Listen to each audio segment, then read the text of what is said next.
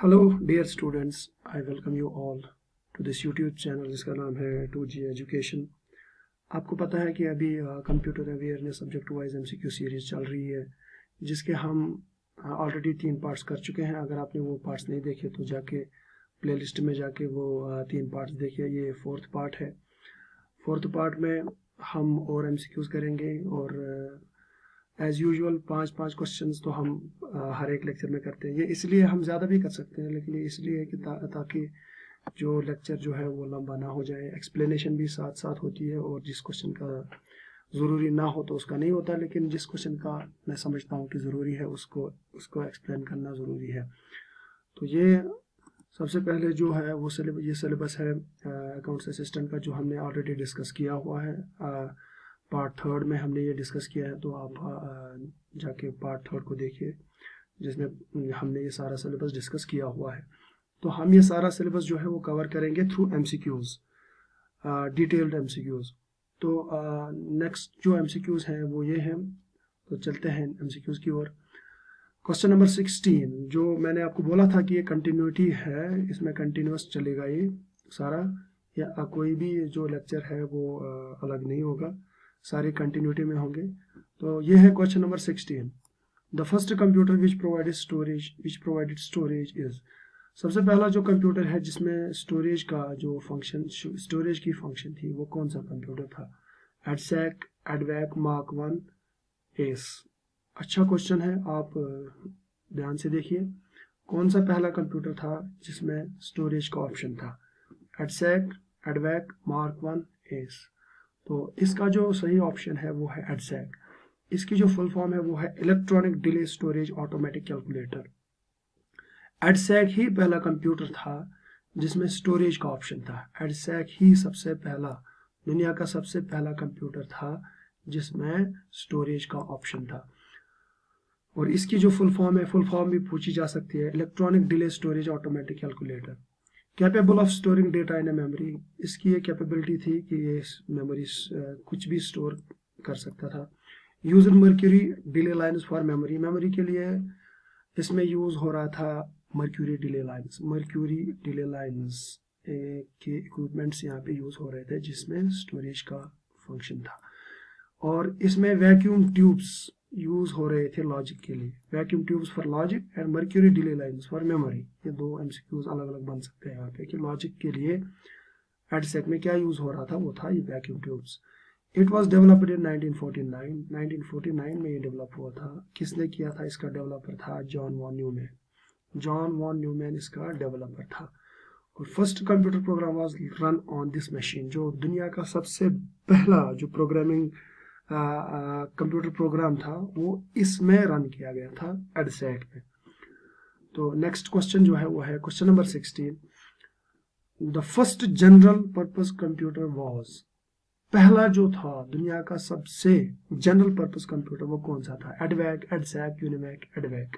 General purpose computer जिससे सारे general काम हम ले सकते थे, वो कौन सा था? वो एडवैक, एडसैक, यूनिमैक, एडवैक।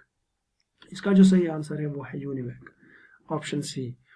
इसकी जो फुल फॉर्म है वो है, फुल फॉर्म में साथ साथ दे रहा हूँ, आप इसको थोड़ा सा याद रखिए क्योंकि फुल फॉर्म एब्रिविएशंस भी पूछी जाती हैं। इससे पहले जो एग्ज़ाम हुआ था पंचायत अकाउंट्स असिस्टेंट का, उसमें भी अच्छी खासी एब्रिविएशंस पूछी गई थी। तो यूनिमैक की जो फुल फॉर्म है वो है universal automatic computer. It was developed in 1951। Who developed it? It was developed by J. Presper Eckert and John Mauchly. J. Presper Eckert and John Mauchly ने इसको डेवलप किया था।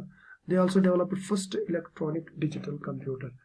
उन्होंने, हाँ ये तो मैंने बताया था कि उन्होंने दुनिया का पहला जो इलेक्ट्रॉनिक डिजिटल कंप्यूटर है उसको डेवलप किया था। उसका नाम था ENIAC। ENIAC की फुल फॉर्म मैंने बताई है, आप कमेंट सेक्शन में बताइए कि ENIAC की फुल फॉर्म क्या है। ENIAC सबसे दुनिया का पहला डिजिटल कंप्यूटर जो है, इलेक्ट्रॉनिक डिजिटल कंप्यूटर है, वो डेवलप किया था इन्होंने, इन 2 साइंटिस्ट्स ने, J Presper Eckert and John Mauchly. इन्होंने दुनिया का पहला जनरल पर्पस कंप्यूटर भी डेवलप किया हुआ है। Next question, question number 17। A hybrid computer is the one having the combined properties of. Easy question है। आप इसका आंसर आसानी से दे सकते हैं। इसका आंसर मैं नहीं बताऊंगा, आप कमेंट सेक्शन में बताइए कि इसका आंसर सही क्या है। वो हाइब्रिड कंप्यूटर जिसमें सारी कंबाइंड प्रॉपर्टीज है, उसको क्या कहते हैं? Super and micro computers, mini and micro computer, analog and digital. यानी कौन हाइब्रिड कंप्यूटर किसको कहते हैं? उसमें किसकी प्रॉपर्टीज होती हैं?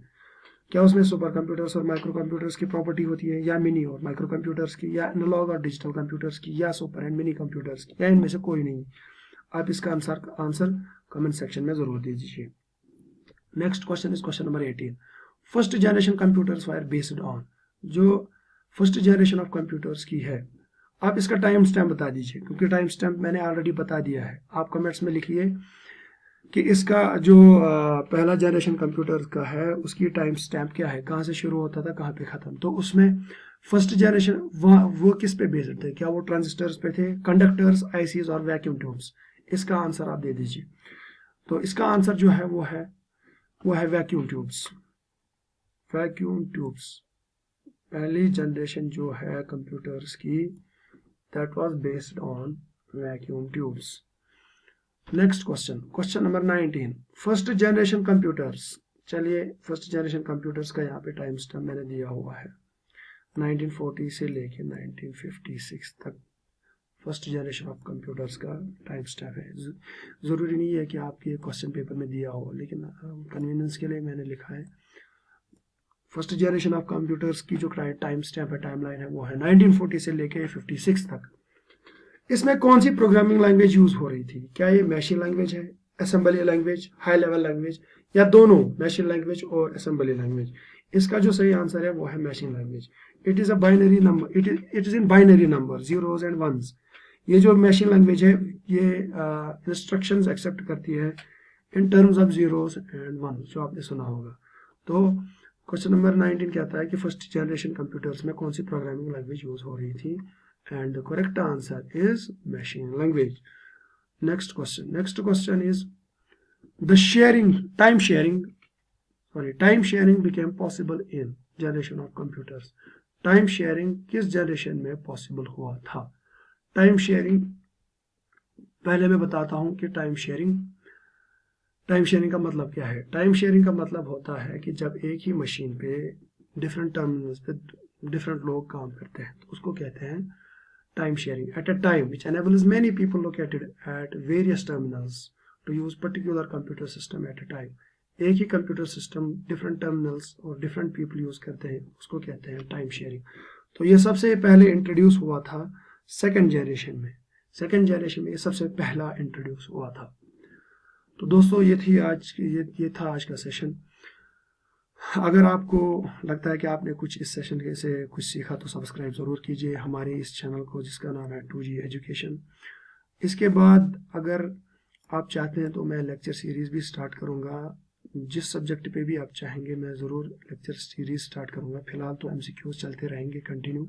अगर लेक्चर सीरीज़ भी स्टार्ट हुई तो फिर भी ये MCQ सीरीज़ कंटिन्यू रहेगी। मैं कोशिश करूंगा कि MCQ सीरीज़ के 2 लेक्चर्स दिन में आए और कम से कम एक लेक्चर बाकी थ्योरी का भी आए। तो अगर आपको कुछ सीखने को मिलता है तो प्लीज़ सब्सक्राइब कीजिए और अपने दोस्तों के साथ शेयर कीजिए। अगर आपको अच्छा नहीं लगता या कोई भी कमी दिखाई दी तो कमेंट्स में बता दीजिए, हम आपकी सजेशन को ज़रूर एंटरटेन करेंगे। So thanks for watching, this is all for today, see you in the next one, thank you.